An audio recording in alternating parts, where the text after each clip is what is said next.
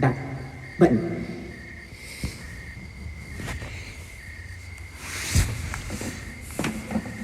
Tapped on mute. Button.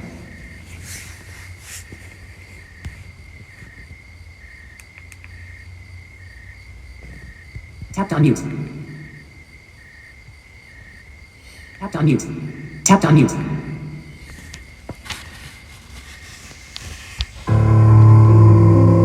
Hide playlist This videos. story happened a long time ago. 20 Hide years playlist ago, videos. to be exact. Unsubscribe from Jordan Group Home. Sometimes I think it was just a bad dream, that it never really happened. Growing up, I blacked out memories drifting around like a shell. As I grew up, however, the memories returned, slowly at first. The winter wind, a broken branch, a pair of dentures. For a while, I questioned whether it even happened or not. But when I go and look at the police reports, I'm brutally reminded that it is forever etched in history. The tragedy of Cypress Glen that shook the small apartment complex in the early 2000s has long since been forgotten, as all the families impacted have moved away, or in some cases were incapable of moving on. Nobody speaks of it, not even a little.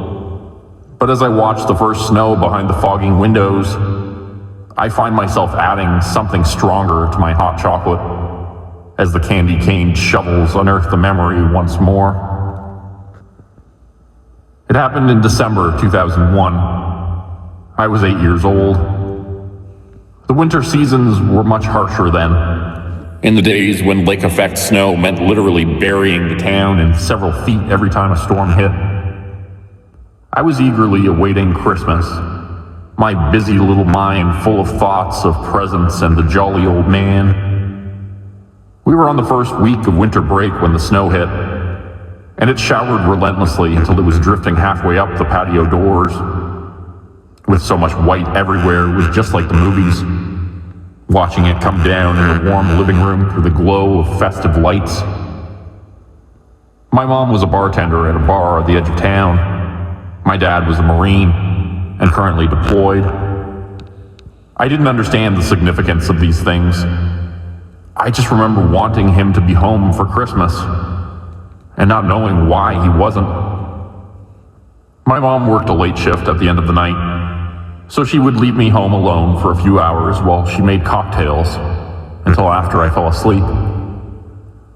This was back when you could do something like that. I was a brave little kid, and it wasn't my first time hanging out in a blanket fort by the Christmas tree, hearing the same iconic lines from Rudolph and Frosty on the television. With fits of excitement, I watched the accumulation outside, knowing full well I would be begging my mom to go play in it as soon as I got up. The next morning, I opened the blinds to find nearly 1.5 feet, and the neighbor's kids trouncing about. With squeals of delight, I jumped on my mother's bed, waking her and begging her to let me out and play. After a few grumpy dismissals, she sighed and dug out my snowsuit and boots. They were wrinkled and beaten up from so much use and hours in the dryer, but they still fit. My gloves had been too worse for wear, so my mom made me do with several pairs of socks on each hand. I didn't care, as long as I could get out there before the other kids could hog all the snow. As she brewed coffee and started breakfast, I threw open the slider and dove head first, thrashing around to disturb as much of the untouched canvas as possible.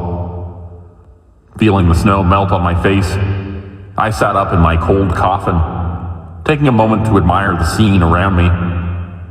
Heavy flakes were still coming down, deafening the air with its muffling static. It always felt so calming, the way it blocked out all the unnecessary noise. The sky was a gray and white marble. It was showing no signs of letting up. Ahead, the kids had noticed me and were starting to hiney over. There were 5 of them in total.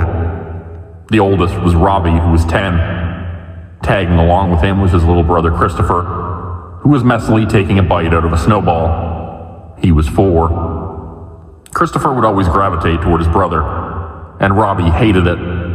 Behind them was Lucy. She was also 6 and was always easy to spot because she was mostly wearing pink. Even now, she trudged behind them, pink hat, pink gloves, pink boots. Coming up last were the twins, Preston and Presley.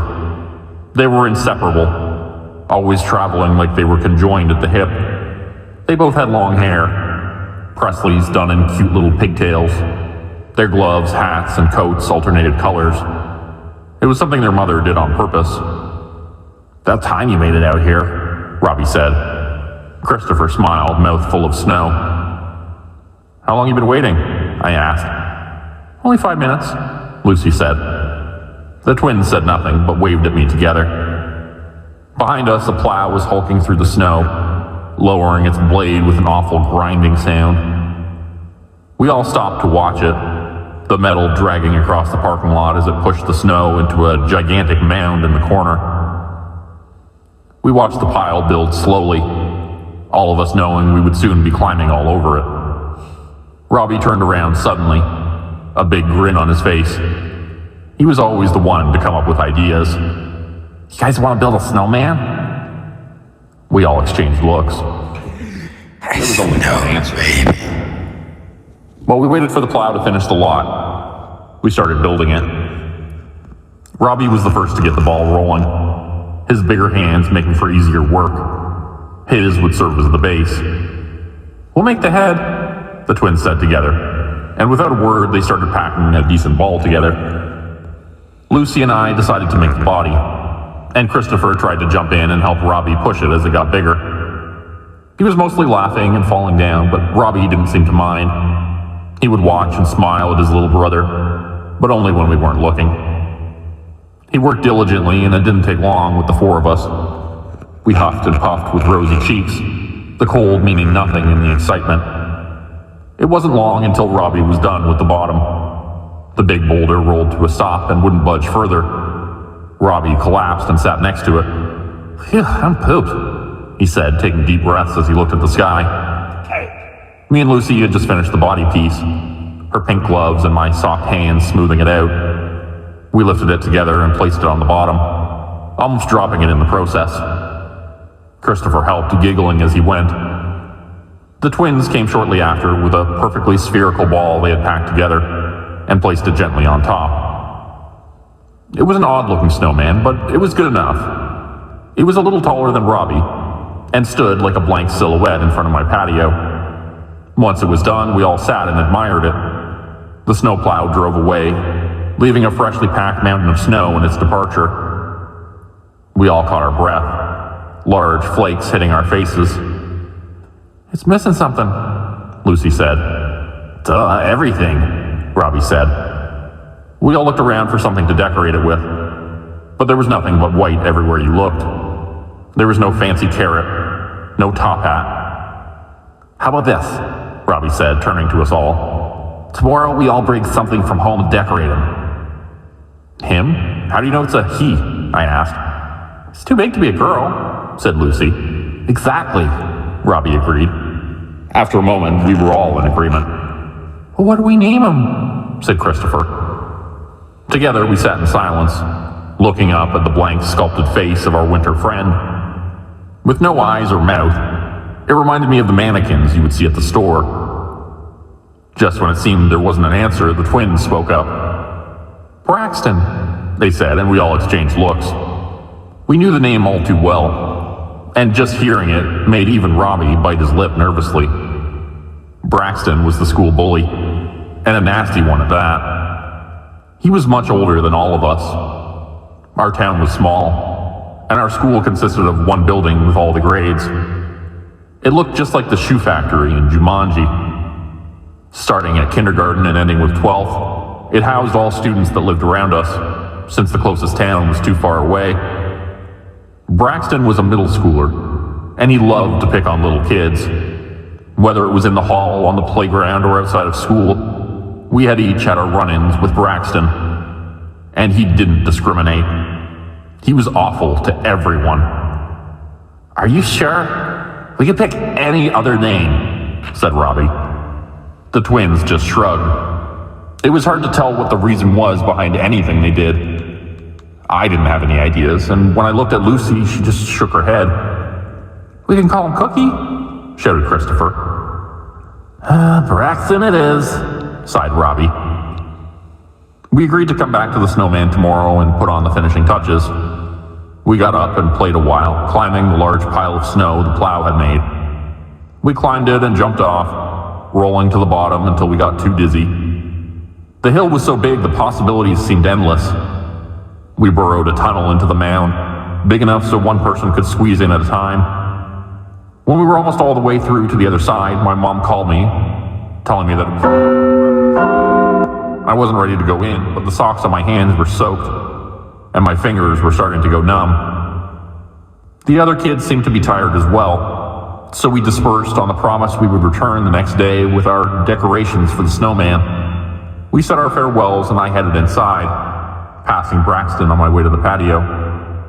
He just stood there quietly, his smoothed out head making it impossible to tell which way it was really facing. I warmed up inside, ate some breakfast, and contemplated what I was going to contribute.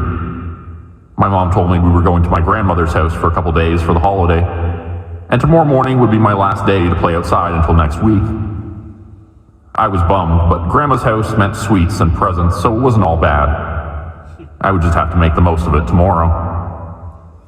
That night, as my mom got me ready for bed, an idea popped into my head. My father was in the military, and he had all kinds of cool stuff that he brought home in his time away. He kept it all in a box in the closet. As my mother tucked me in and headed off for work, I pretended to fall asleep so she wouldn't think I was up to anything. I watched her go out the door and sneakily waited for her car to leave. Braxton stood in the dark outside silently, looking in all directions with his emotionless face. Even though it was nighttime, his stark appearance made him stand out. Once the coast was clear, I bolted into my parents' room and turned on the light, determined to find something in the closet. The box was at the bottom of the closet, covered in some junk and a hamper of old clothes. I quickly got the box out and opened it, feasting my eyes on the exotic objects within. There were photos, little chains with tags on them, different sized bullet casings. Most of the stuff was cool, but none of it seemed right. That was until I saw the big red sticks. I picked one up and looked over it curiously, reading the side of it to myself. Fusey, 10 men. I didn't know what they were, and the words made no sense, but there was only one thought in my head. It would be perfect for a nose. It would look weird, but it reminded me of my dad, so I decided it would be perfect. I packed everything up and put it back as I had found it, and ran back to the living room. I tucked the big red stick under the couch cushion, and hoped my mom wouldn't find it before it was time to go out and play. I spent the rest of the night watching cartoons, excited to go back out the next day. As my eyes grew heavy, I looked out through the slider and looked at Braxton. The snow had finally stopped, his round body standing in the calm night. I nuzzled into my covers and fell asleep, wondering what the other kids would bring. The next day I woke up bright and early, and immediately felt stricken by disaster. I looked to the slider to see Braxton where we left him, but he wasn't the same. He was shriveled and mangled, his head looking like it was about to fall off at any moment. The sight brought me to tears. I opened the glass door in a panic to feel it was warmer than the day before. The tracks we had left behind from rolling the snowballs were turned into grassy ruts, and the frivolous amount of snow we had the day before was now less than half. Everything looked wet and bogged down. I woke up my mother crying, and she tried to calm me after I showed her catastrophe. She assured me that it wasn't the end of the world, that there would be more snow and we could make another one. After some pouty back and forth, she suited me up so I could play once more. And when she went to go make coffee, I got the red stick from the couch and stuffed it into my coat. I ran out with puffy eyes, slipping in slush as I approached the withered snowman. I was first outside this time, and I decided to wait until the others came out before I did anything. The twins showed first, huddling next to each other like they always did. They saw the damage as they walked up, and their only emotion was a slight frown. Lucy was next, skipping on the shoveled sidewalk in a blur of pink. She stopped skipping when she noticed, and promptly started crying as I had earlier. She plopped next to me, where we waited in sadness until the last two showed. Robbie and Christopher ran a little late, the older brother pulling the younger behind. When Robbie saw its poor condition, he came running, practically dragging Christopher. No, no, no, no, no, no, he cried in frustration. His face was red as he looked at it, his hands fumbling with something in his pockets. He asked what happened, but the weather was answer enough. We pouted for a while in defeat. Our snowman was ruined. Wait, we can fix him, he exclaimed, and we perked up with thought. We've rolled him piece by piece, build him back up with more snow, he said.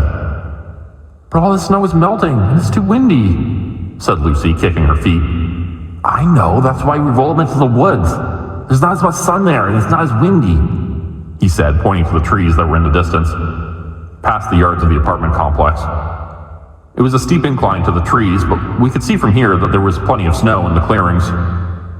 We're not supposed to go in there, our mother says so, the twins said. Nobody goes in there, I said. I know, but it's either that or we lose them. We brought all our stuff, didn't we? He asked. We all nodded. I felt the red stick in my pocket. Robbie was right. We had to try and help him. Everyone was hesitant, but in the end we decided to do it. We would roll Braxton's pieces into the woods, where the snow would be less disturbed, and try to build him back to shape. I explained it was my last day to play for a while, and even though this saddened the kids, it made everyone get to it. We worked quickly and as a team. Each of us assigned pieces we would ferry to the woods. The twins took the head and cradled it like a golden egg. Lucy and I detached the middle portion and moved so Robbie could start rolling the bottom. Robbie struggled at first, but once he got to the hill, gravity took over. It bounded down the incline, packing more snow as it went. The rest of us rolled our pieces down too and picked them up at the bottom. Robbie and Christopher kept it rolling into the trees and over the untouched snow. It was tiring, but we kept going, cheering each other on as we went deeper into the woods. We started rolling the smaller pieces as well, packing the wet snow as they grew back to their former glory. I pushed and pushed with my sock-covered hands, looking over my shoulder every once in a while to see how far we were going. It went slowly at first, but the more we focused, the faster it went. Eventually, the bottom piece was too wet and heavy, and Robbie couldn't move it anymore. We halted on our pieces and helped him, all of us pushing together as a team. The big snowball continued to roll, picking up wet leaves and grass as we pushed onward. The ground got muddier and uneven, and tall trees made it darker. I looked back at the apartment and could barely see it. We kept pushing. There was cracking and crunching under the massive ball, and we could see little twigs had been crushed under the weight. Some of them looked old, and they were covered in some kind of straw. We slipped on rocks, little gatherings of them that we couldn't see under the snow. We pushed until we couldn't push anymore. And when we looked back, we couldn't see the building through the trees. Exhausted but driven, we doubled back for the other pieces. The wind picked up, hissing through the bare trees as we rolled the next one. We packed less so it would be smaller. But with the uneven ground, it was difficult. Little feet stamped over the twisted sticks. Our feet kicked around the loose rocks. When we got to the end, it took all of us to lift the body and pack it into place. We carried the headpiece the rest of the way, the twins packing and fixing it as we went. The snow out there was dirty, sticky, and it caked our gloves as we finished it up. We passed it to Robbie and he stood on his tippy toes and placed it on top. Finally, he was ready for his face. With him reconstructed, we all showed what we had brought. With cold, tired hands, we held out our items. Robbie and Christopher each brought a dark, smooth rock, ones they found on the beach over the summer. Preston and Presley brought their grandmother's old dentures, the jaws filled with worn artificial teeth. Lucy untied her pink scarf, and after some reluctance, held it out with a smile. I held out my red stick. We looked over each other's contributions, each just as unique as the last. Wow, said Robbie. It's gonna be an ugly snowman. We rounded up our belongings and handed them to Christopher, who we hoisted up to put them on. He stuck them all on softly, careful not to knock the head off. 2 beach rocks for eyes, the big red stick for a nose, dentures for a mouth. Christopher wrapped a pink scarf around his neck and we lowered him down. We realized we were missing arms, so we gathered some of the broken sticks we saw when we rolled him over there. We gathered up the sticks from the path. There were notches and scratches in the old wood. We bundled them together and used them as arms. It was crude, but it went well with the rest of his decorations. We stepped back to admire the finished product, and in our exhaustion, exchanged high fives. Braxton was finished. "Well, I'll be," Robbie said. "Wow," said the twins. After all the hard work, it felt magical. It was short-lived, however, as we finally got a moment to rest. I could hear my mother shouting from away. She sounded angry. I turned to my friends, sad that I had to go. They agreed they would take care of Braxton while I was away, so we could play with him when I got back. We said our goodbyes and I went running along, trying to get to my mother before she got too mad. My mother was furious I was in the woods. She sat me down and explained it was against the apartment rules, and if we were caught in there, she would have to pay a fine. She was more in a hurry to go as she cut the lecture short, and I got off easy. She had packed our bags while I was gone, so as soon as I got changed, we loaded up the car and hit the road. I slept in the car on the way there, and we made it there in no time. Waking at Grandma's filled me with the Christmas spirit. Her house was a spectacle of lights. She made all kinds of great desserts. I was having fun, but I thought of my friends and Braxton. I was looking forward to getting back to them. The night went on, filled with fun things my grandmother had planned that we do together. The snow started up again, the heaviest we had seen yet. It came down relentlessly through the night. The news talked of a snowstorm, the worst we had seen in a while. The next day, that's when the calls started. I remember my mom on the phone while I watched cartoons, talking into her old Motorola with wide hand gestures. She seemed upset, worried. I went back to my cartoons not knowing what was going on. A little later, there was another phone call, this one lasting longer than the previous. She started crying, saying she didn't know over and over again. The snow was getting worse outside, and something about it made me uncomfortable. I don't know if it was just my mom's sudden mood change, but there was something definitely wrong. She hung up the phone and talked to my grandmother in the other room. I couldn't hear what they were saying. Then her phone rang again, and again. There were only a few words I could make out. Things like find and search. It didn't make any sense. Later that night, my mom told me the next day we were going to head home early, once there was a break in the storm. Something about having to help as much as we can. It snowed all through the night, and most of the next afternoon. Around 6 p.m. the next day, it finally stopped, and once the road was plowed, we made our way back home. As we were halfway home, it started once more. Thick slush and heavy flakes trying to rush us off the road. When we got back, there was a lot of people around the apartments. It had snowed nearly 2 feet while we were gone. It didn't look anything like it had when I left. They had to answer a lot of questions from police officers inside the apartment and away from the blizzard. Questions about my friends, the last time I had seen them. I told them about the snowman and how we played together. I asked if everything was all right. They told me everything was fine, that they would be back in the morning when the snow cleared up. It was late by the time everything was done, and my mother and I were tired from the drive and the company. Everybody left and we decided to go to bed early. My mother told me I had to sleep in her bed so she would feel better. I agreed, and after some snuggling and some blankets, my mother was snoring and I drifted off. I woke to the sound of tapping. I opened my eyes to find my mother still asleep, snoring softly into the night. I got out of bed to see what it was, not wanting to bother my mom after the long day she had. I went down the dark hall into the living room, and I could see a tall shadow behind the blinds of the sliding door. With a skinny arm, I watched the shadow reach up and tap again. I opened the blinds to see Braxton standing on the patio, and he was moving. He looked at me with his beach rock eyes and held a finger up to his denture mouth. The red stick was a little beat up, and there was a bunch of marks in his face. My guess was from hitting branches. Strange as it was, it felt like a Christmas miracle. While I opened the door quietly, Braxton knelt down to see me before he began to speak. "Would you like to play with me? I've been waiting," he said. His voice was deep, and it was off-putting. But Braxton was a big snowman. I guess that's just how he talked.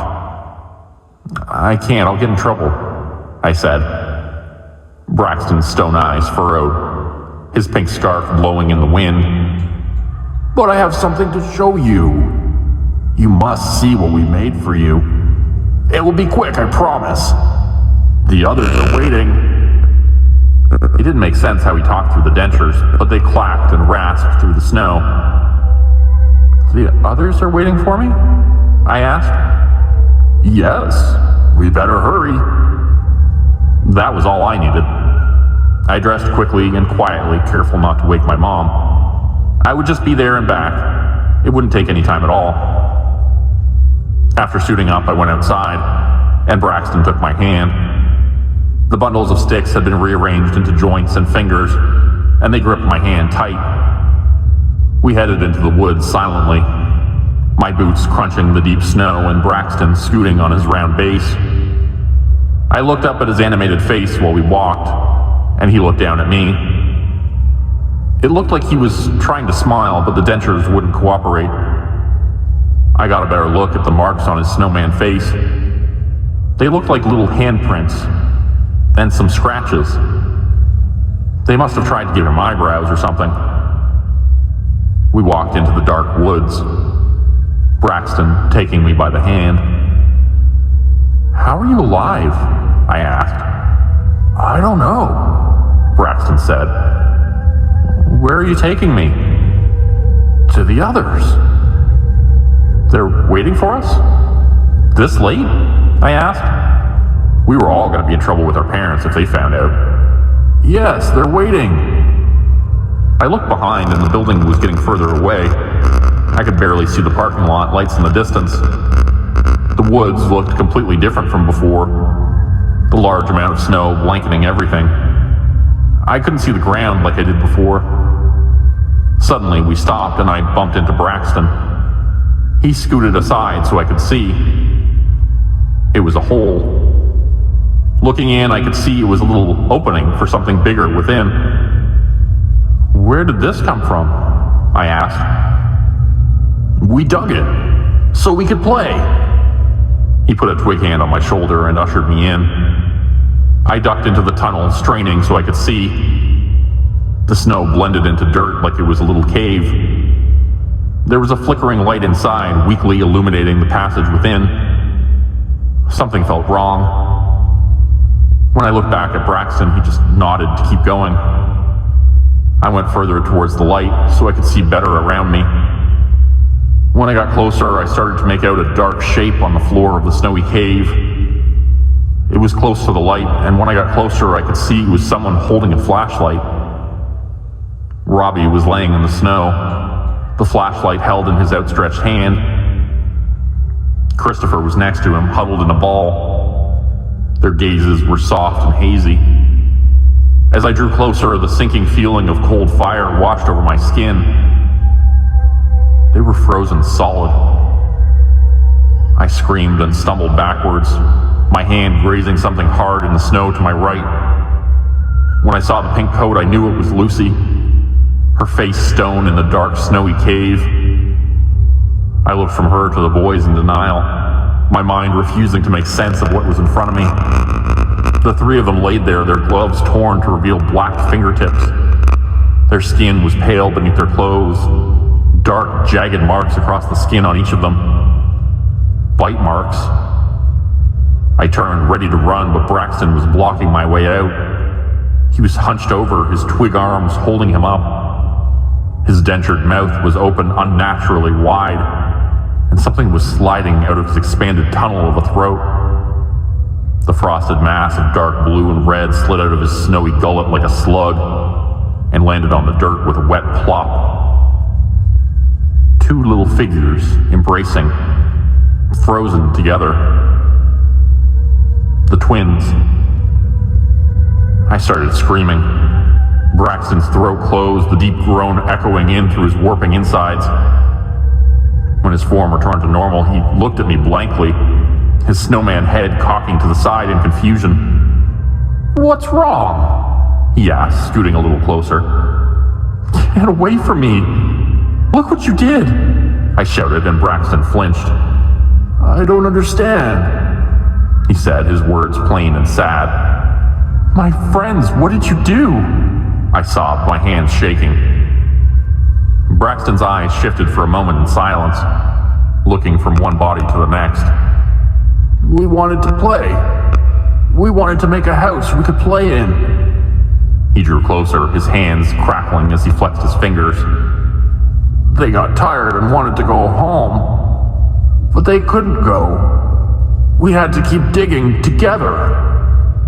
His fake teeth grinded together, the flashlight flickering on his face. "The grown-ups started looking, so I had to hide them. If they found them, we couldn't play anymore. So I hid them in the snow so they couldn't see. They'll be up soon, and we can all play together." He reached a wooden hand out and I flinched away from it. He recoiled, his stone eyes narrowed on me.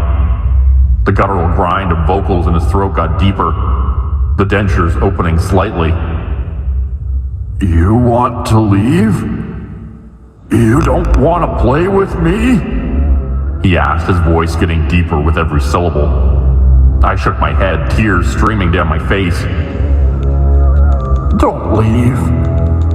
They'll wake up soon," he said, reaching his hands out. They were inches away. Just as his fingers touched my coat, I broke away and ran.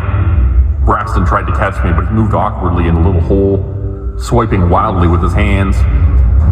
As I ran out the exit, a beastly roar erupted from the little cavern, echoing through the trees like a lion's roar. I heard him scooting after me, but I kept running. The apartment building was far away, and the snow was coming down hard. The wind whipped through the trees. Behind me, Braxton was working his way out of the cave. The mass of his lower half made him struggle, and I got a head start. I kept my focus on the building, getting closer and closer with each bounding step. Behind me, Braxton called after me, his voice more animalistic than human. I could hear his tree branch arms digging into the snow to pull himself along faster. I ran as hard as I could, blinking away snowflakes in the terrible weather. Behind me, Braxton cursed as one of his arms broke and he stumbled in the snow. I broke through the tree line and started up the hill, my boots slipping with each step. I could hear him hissing through the fake teeth, his single arm raking to catch up, his scoots becoming more rapid. I pawed at the ground as I crawled up the hill, running across the yard. Ahead, I saw the mound made by the snowplow. I thought of the tunnel we made days ago. I could make it faster there than home. I ran straight forward, the aggravated groans of Braxton echoing as he worked his way up the hill. With each high-kneed step, I ran for Snow Mountain. When I got close enough, I could barely see the opening, the crack of where the snow had almost completely covered it up. I decided it was worth a shot. Behind me, I felt the claws snatching for my snowsuit. I ran and ran, Braxton's cold breath on my neck as we neared the hill. I dove headfirst for the tunnel, painfully jarring my neck as I punched through the open tunnel inside. I squirmed in, Braxton's single hand grabbing my ankle. I kicked at it and broke its fingers, the low growl sounding again. I backed into the tunnel, screaming as Braxton shoved his head in. The dentures clacked as he bit at my feet. They clamped down on my boot and I kicked his face, the big red stick knocking loose and rolling toward me. I grabbed it and held it out in defense, swinging the black-capped end to hit him. With a snarl, he bit down on the end, thrashing his head around to tear it from me. He crunched the end and there was a fizzle and pop, and suddenly the stick erupted at the end. Blinding red light exploded at the end of the stick, the searing heat melting Braxton's face in seconds. The heat scared me and I wanted to drop it, but once I saw the damage it did, I held onto it for dear life. Braxton snarled in his terrifying growl, and I held the stick out like it was a magic wand. His features wilted under the heat, but he kept on, chomping at me as he tried to squeeze his way in. I could hear sirens in the distance on the howling wind. The blaring red light gave me energy, and I thrust it into Braxton's eye, knocking one of the stones loose.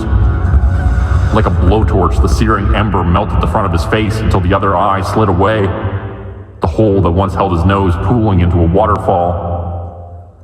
As he thrashed, I worked my way backward, holding the red stick out to thwart him. The closer he got, the more I melted. The flame charred the dentures and they shriveled away, his gaping throat choking with rushing water. He tried to scream, but it only came out as gargling, spitting, and splashing as I crawled away. My head hit the end of the tunnel and I pushed, yelling as I tried to break through to the other side. It started to give, and Braxton grabbed me, my entire foot getting sucked into the melting vortex.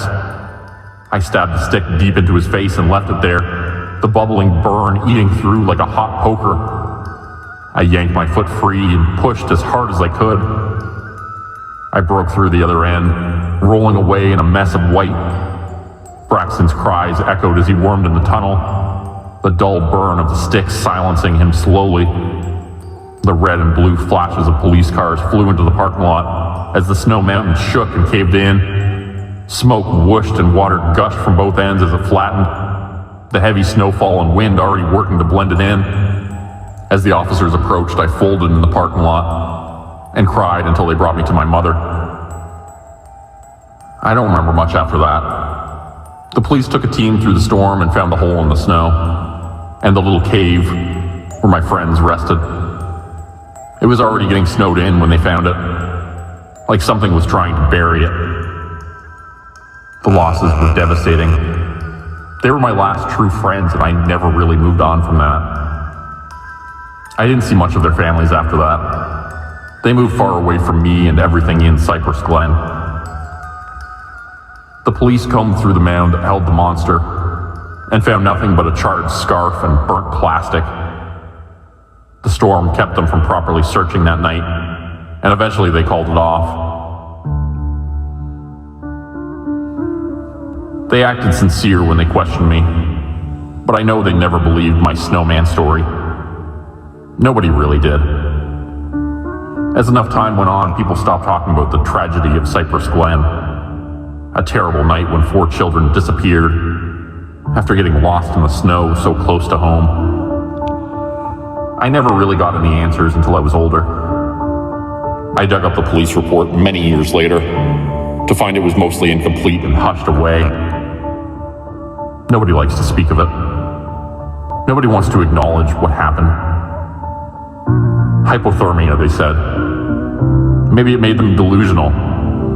Maybe that's why they were digging. But I know the truth. Even if no one wants to talk about it. Now, as I look through the slider, my eyes rest on the freshly packed pile of plowed snow. It sits pushed in the same corner of the parking lot as it did years ago. I'm renting the same apartment my parents had a long time ago, just in case it happens again. I own dozens of flares, flare guns, flashlights, the best winter coats and boots money can buy. I hope I'll never need them. I figured if I lived here, I'd be the first to know if it happens again. The neighbors call me a creep, but I check on the kids every time they're playing in the yard. Every winter I watch the snow fall and the kids get excited all over again. None of them knowing the horrors of Braxton the snowman. Sometimes when it snows and the children erect a new winter statue, I watch it through the night, over and over again until the bastard melts. And with the blowing snow and hissing wind, it stands there, watching me back.